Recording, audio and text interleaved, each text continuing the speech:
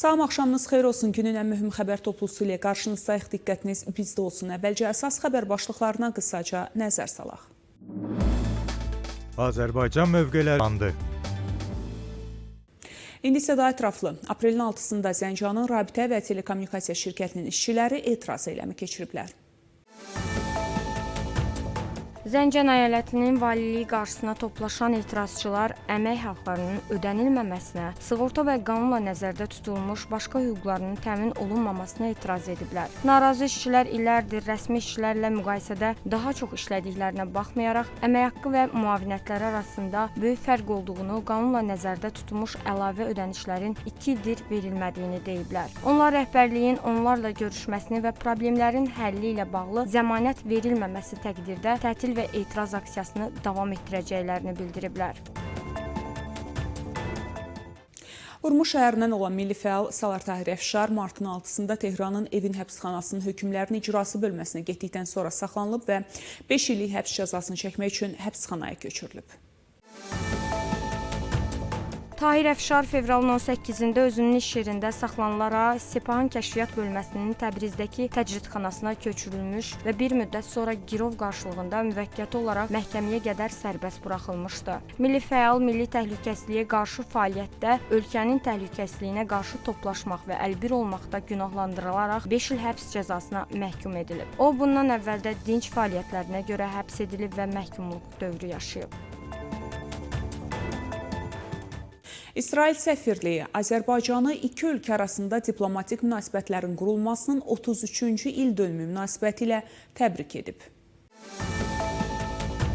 Təbrik mesajında bildirilib. Azərbaycan-İsrail diplomatik münasibətlərinin 33-cü il dönümü mübarək. Hər böyük münasibət kimi biz də bu 3-10 illikdə möhkəm təməl üzərində qurulmuşuq. Qarşılıqlı hörmət, ortaq maraqlar və əlbəttə ki, biraz humus və plovla bəzədilmiş dadlanılar. Enerji sahəsindən tutmuş əla meyvə ixracatına qədər bu tərəfdaşlıq zaman keçdikcə daha gözəlləşir. Bu günü qeyd etmək üçün süni intellektdən dostluğumuzu necə təsəvvür etdiyini soruşduq. Sürpriz deyil ki, o sorğumuza yaradıcılıqla cavab verdi. Gün ərzində bu rəqəmsal şah əsərləri sizinlə paylaşacağıq. Çünki 33 illik əməkdaşlıq biraz əyləncəyə layiqdir. Ermənistan Silahlı Qüvvələrinin bölmələri Azərbaycan ordusunun mövqelərini müxtəlif istiqamətlərdən intensiv atəşə tutub.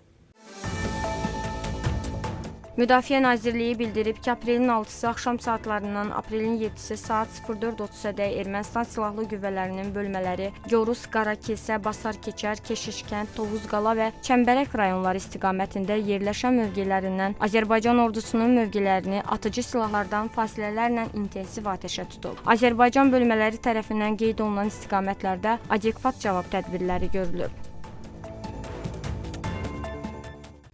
Ermənistanın ölkəmizə qarşı mina terroru davam edir. Ötən 7 gün ərzində işğaldan azad edilmiş torpaqlarımızda 4 mina hadisəsi qeydə alınıb. Ombudsman Səbinə Əliyeva qeyd edib ki, Ermənistanın davam edən mina terroru nəticəsində günahsız insanlar həyat və sağlamlıqlarını itirməkdədir. Cəbrayıldə və Ağdamda baş verən mina partlayışı nəticəsində 4 Azərbaycan vətəndaşı, o cümlədən uşaqlar ciddi xəsarət alıb. Bu faciə regionda mina təhlükəsinin hələ də davam etdiyini və günahsız insanların həyatının hər an təhdid altında olduğunu bir daha ortaya qoyur.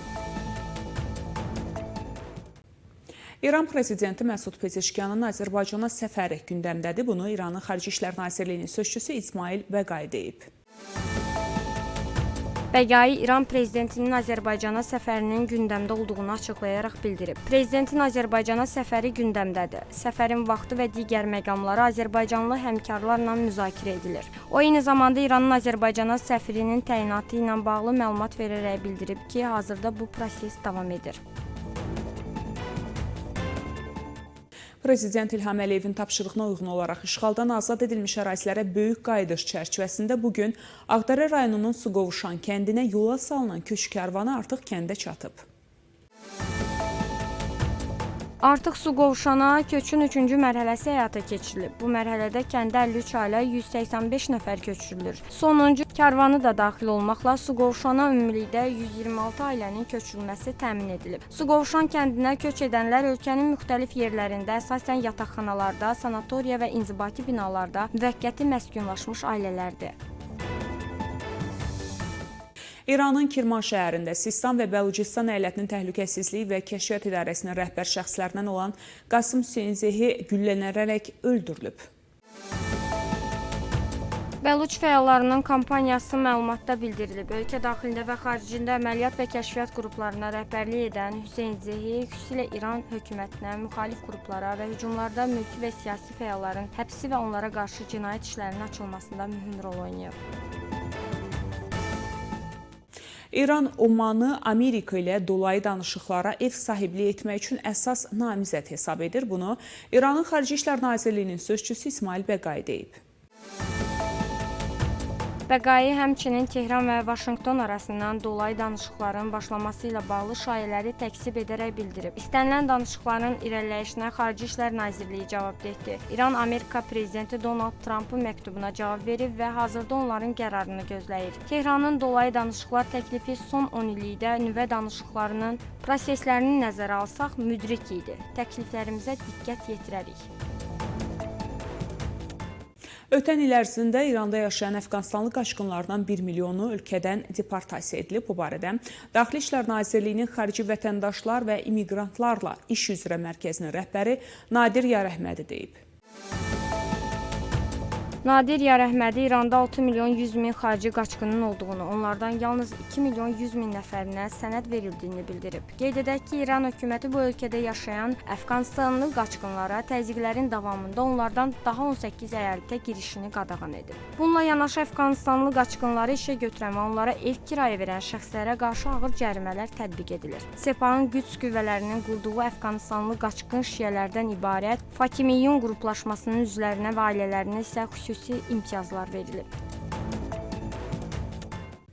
İsrail 2023-cü ildən bəri ölkəni bürüyən vətəndaş müharibəsi fonunda Sudanın İranla yaxınlaşmasından narahatdır. Sudanın hərbi lideri Əbdülfəttah Əl-Burhan 2016-cı ildə İranla kəsilən diplomatik əlaqələri 2024-cü ilin iyulunda bərpa edib. Kanal bildirir ki, o vaxtdan bəri Əl-Burhan Tehrandan hərbi yardım alır. Məlumatda vurğulanır ki, Əl-Burhan İsrailin ona hərbi dəstək verməməsindən məyus olandan sonra İrana müraciət edib. Mənbə Quzey Afrika ölkəsinin İsraildən belə bir yardım gözlədiyini, bununla münasibətlərdə böyük sıçrayışa səbəb ola biləcəyini söyləyərək bildirib. İsraildən yardım olmayanda Sudan köməksiz qaldı. Sudanın dostları ondan üz döndərdikdən sonra İrana müraciət elədi. Sudanın maraqları naminə biz hətta şeytanla da sövdələşdik. İraqda İranın dəstəklədiyi bir neçə güclü silahlı qrup ilk dəfə olaraq silahlarını yerə qoymağa hazır olduqlarını bəyan edib. Bu qərarın əsas səbəbi Amerika ilə gərginliyin yeni silahlı toqquşmaya çevrilməsinin qarşısını almaq məqsədi daşıyır. Reuters'in yaydığı eksklüziv məlumata görə bu addım Trump administrasiyasına birbaşa mesaj xarakteri daşıyır. Amerikanın yaxın şərqdə, xüsusilə İraq ərazisində artan hərbi mövcudluğu və İranın nüfuz dairəsinə qarşı sərgilədiyi sərt siyasət fonunda bu qərar strateji dəyişikliyi kimi qiymətləndirilir. Silah qoymağa hazırlaşan qruplar arasında İran tərəfindən uzun illərdir maliyyələşdirilən və təlimatlandırılan bir neçə tanınmış hərbi struktur da var. Mənbələr qeyd edir ki, bu qruplar əsas şərt olaraq Amerikanın bölgədəki hücum siyasətindən imtina etməsini və diplomatik kanalların açıq saxlanılmasını tələb edirlər. Məlumatda vurğulanır ki, bu təşəbbüs hələlik ilkin mərhələdə olsa da regionda gərginliyin azaldılması və İran-Amerika münasibətlərində yeni fazaya keçid üçün önəmli siqnal kimi dəyərləndirilir. İranın Qum şəhərinin ən böyük ticarət mərkəzi olan Mehir və Mah kompleksi məcburi hicab qaydalarının pozulduğuna görə bağlanıb. Bu barədə yerli media məlumat yayıb.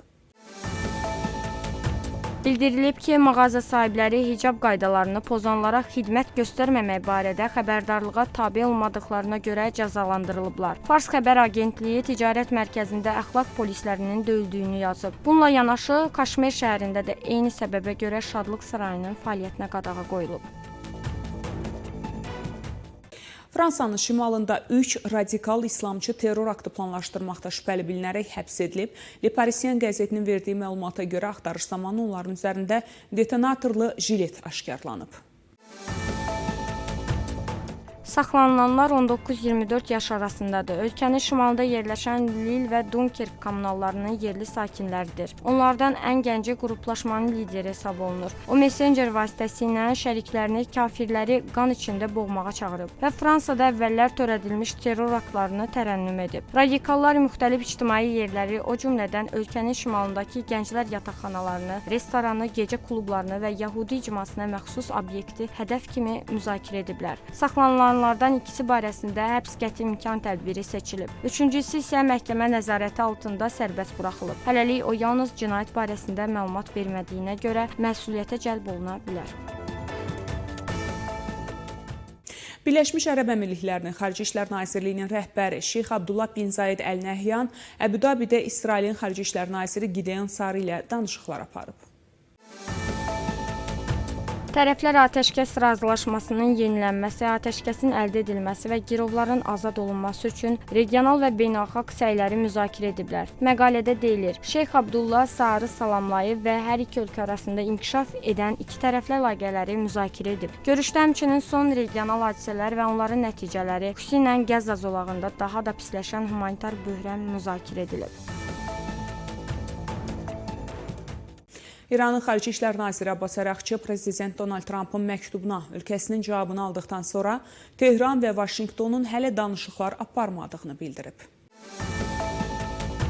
Abbas Əraqçı İran parlamentinin xəbər agentliyinə müsahibəsində bildirib. Biz öz nöqteyi nəzərlərimizi bildiririk. Ona görə də diplomatiyaya və danışıqlar yoluna sadiqik. Ancaq dolayı yolla gedirik. Əlbəttə, etiraf etmək lazımdır ki, indiyədək danışıqların heç bir mərhələsi olmayıb. İranın ali dini lideri Ayətullah Əli Xamneyi ölkənin silahlı qüvvələrinin tam döyüş hazırlığına gətirilməsinə göstəriş verib.